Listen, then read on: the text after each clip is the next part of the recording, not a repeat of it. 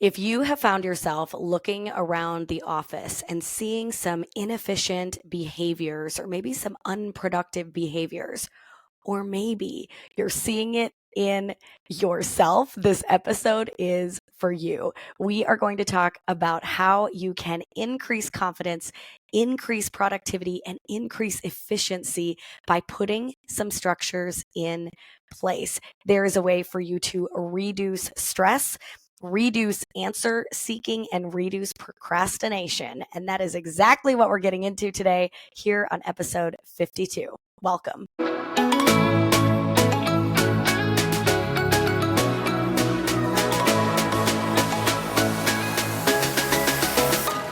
Some of us do not like being put in a box and given a task list and the steps to take those tasks.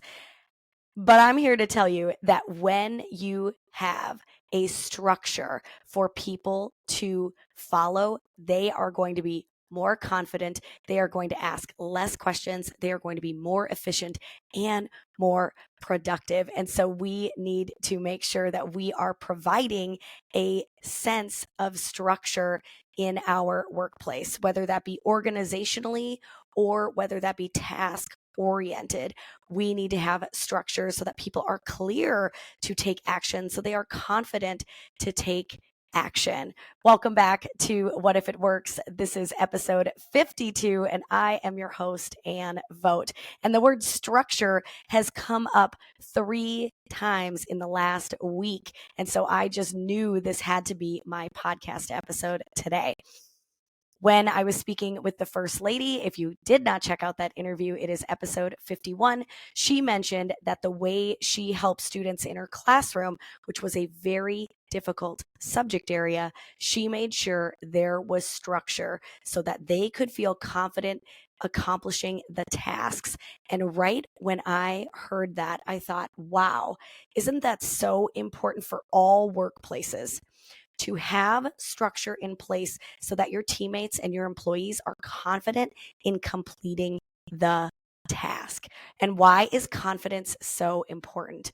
When we are confident in something we have to do, when we are confident in the steps to take and the way to get something done, we become very familiar with that task. And therefore, when we become familiar, we also are more likely to do that again and again and again.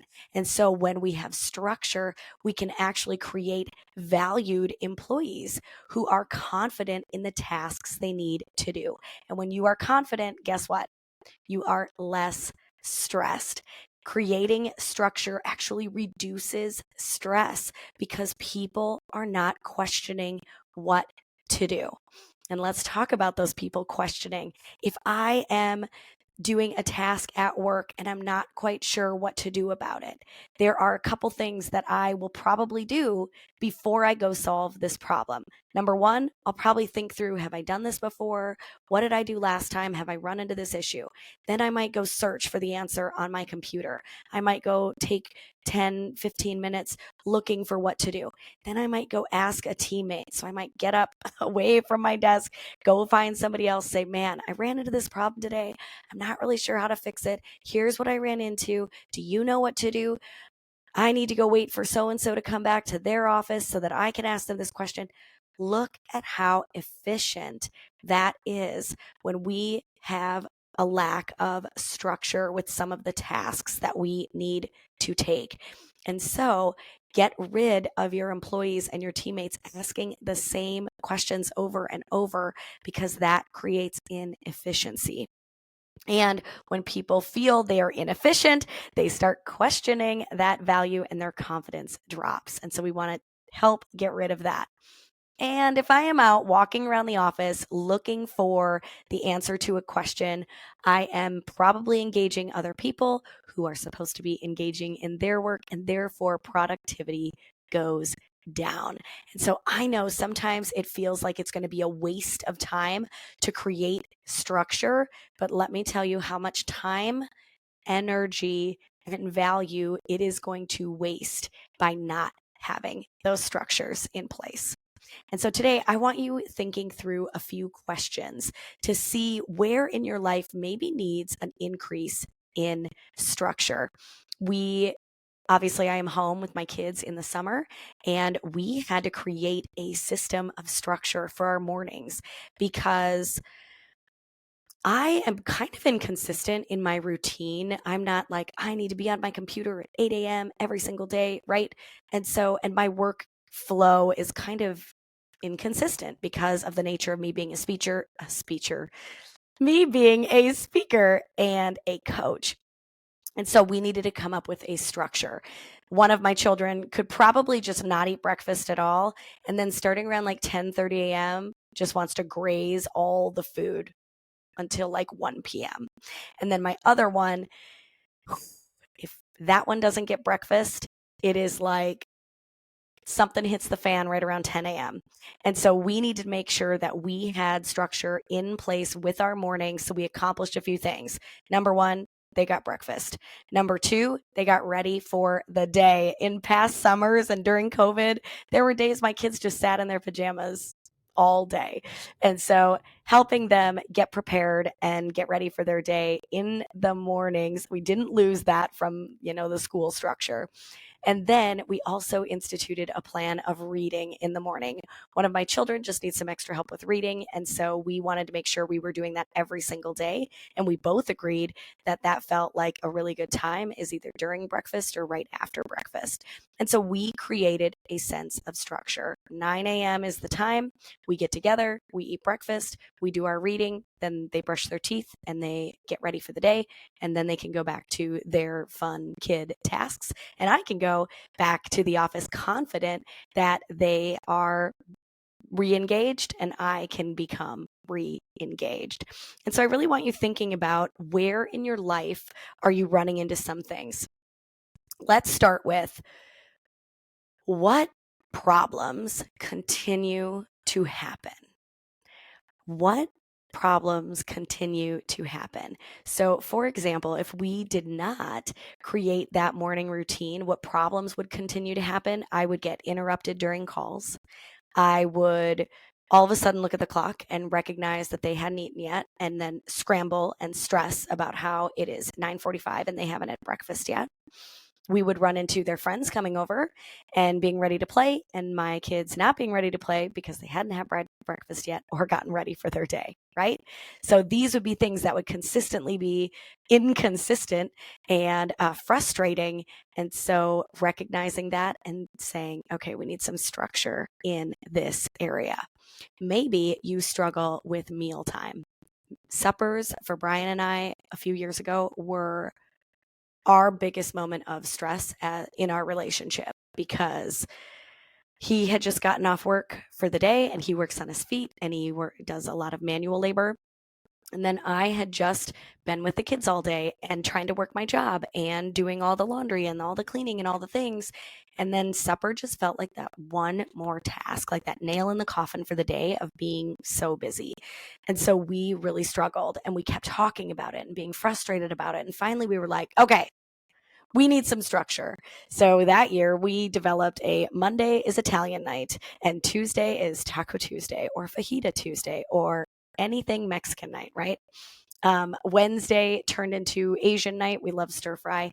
Thursday was pizza night and Friday was leftovers. There we go. We were then able to have that a little bit of structure. We were not saying we were having these same exact meals, but we were able to say, this is what we're going to create. And now when we said, oh, it's Monday, what do you want tonight? It was like spaghetti and meatballs, mac and cheese, right? Buttered noodles and pork chops, whatever it was, we were able to identify it really quickly and not waste a lot of time because we put that structure in place. And so what continues to frustrate you that you could maybe put a structure in place? Is it that your day runs away from itself? Do you need to create some sort of checklist? I made 2 for the week. Is it something with emails? You get too many emails or you have too many email threads. What is something that frustrates you? What are some challenges that you keep running into that creating a little bit of structure could help you overcome? I really want you thinking of that. When you hit a moment this week, when you hit that This is happening again. I'm feeling this way again. Pause and think of what kind of structure you could start putting into place and stay consistent with to increase confidence for yourself and the people around you, and also increase that efficiency and productivity. Next up, I want you thinking about procrastination. What things do you procrastinate? Oh, yeah, I got to get that signed, but I'll just do that later. Oh, yeah, I've got to do this task, but that's going to take way too long. So I'm going to do it later. When you procrastinate, you actually increase your stress. And when you increase your stress, it increases the negativity around you. Typically, some of us, sure, maybe you can be positive in your stress. But for most of us, when the stress starts to get high, we start to get short with other people and negatively impacts our relationships with other people. And so we need to get over that procrastination hump.